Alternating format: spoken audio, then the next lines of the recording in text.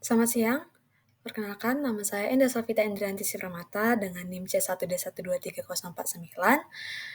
Pada saat kali ini saya ingin mempresentasikan dari hasil tugas pada minggu ini pada mata kuliah Cyber Security Management dengan dosen pengampu Pak Bambang Purnomo SEMM. Saya dari Fakultas Ekonomi dan Bisnis dari Universitas Jambi di Prodi Bisnis Digital kelas A.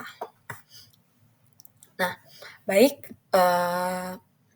di sini saya akan memaparkan 4 pertanyaan pada tugas minggu ini.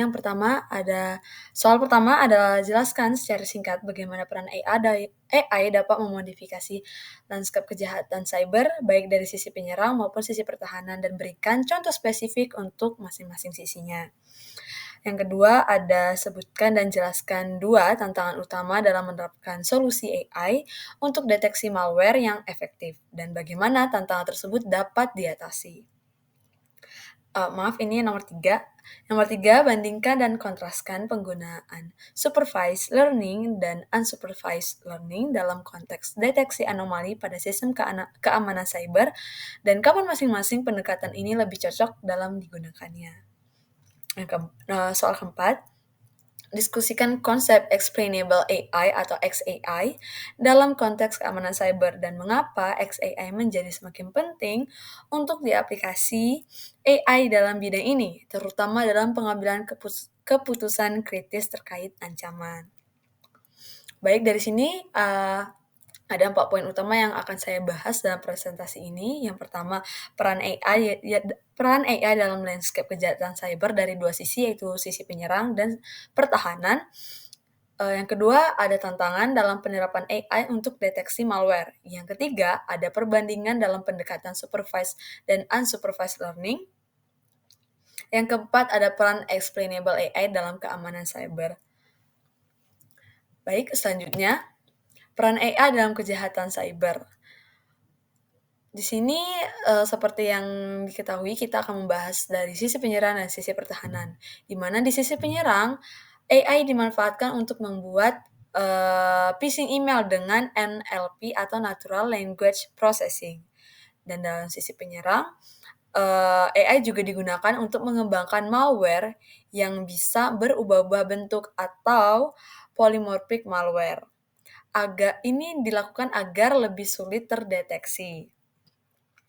Lalu di sisi pertahanan, AI digunakan untuk mendeteksi ancaman secara real time. Nah, contohnya dalam sisi pertahanan ini ada System Intrusion Detection System atau IDS atau Endpoint Detection and Response atau EDR yang ini digunakan machine learning untuk mengenali pola-pola serangan. Selanjutnya, tantangan AI dalam deteksi malware.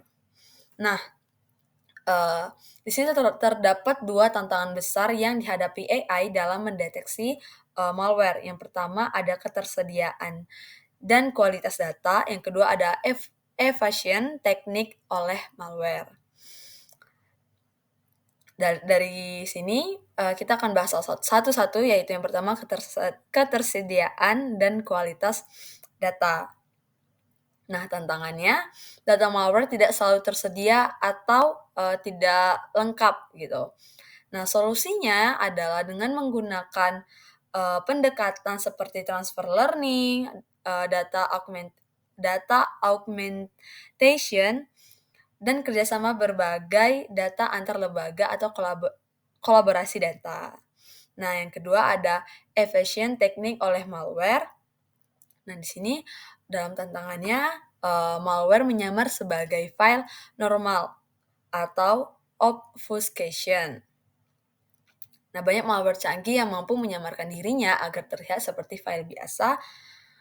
Itulah yang melalui obfuscation tadi. Nah, solusinya analisis berbasis perilaku atau deep learning. Dengan mengendalikan analisis berbasis perilaku dan deep learning, bukan hanya signature-based detection-nya saja. Selanjutnya, kita membahas supervised dan unsupervised.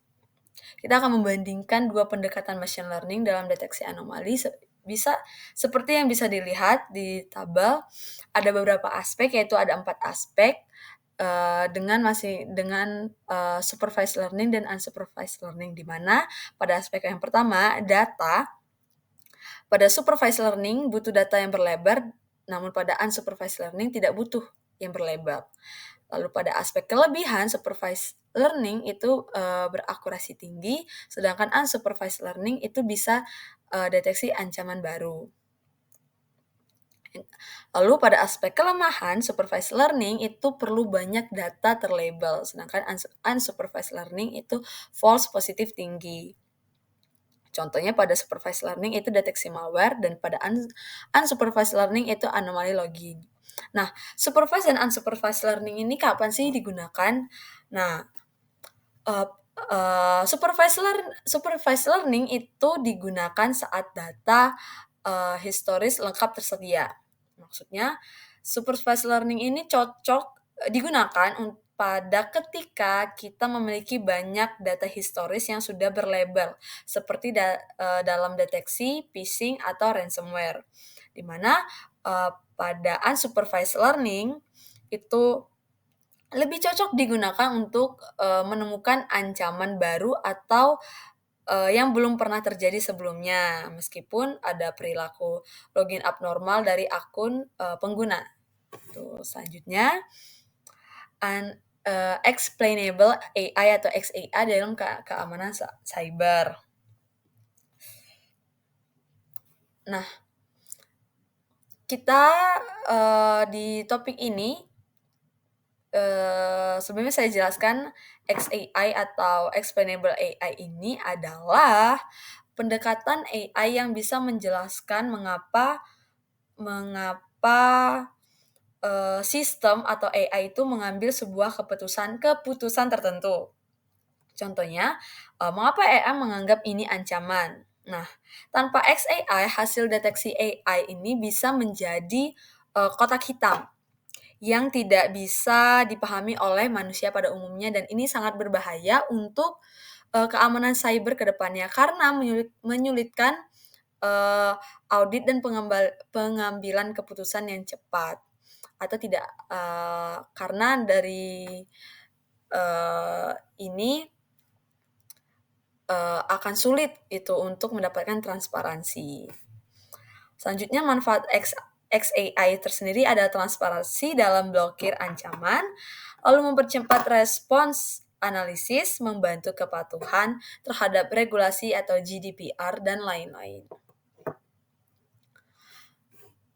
Baik, sekian dari saya. Maaf jika ada salah kata, kekurangan, atau kesalahan yang saya perbuat. Terima kasih.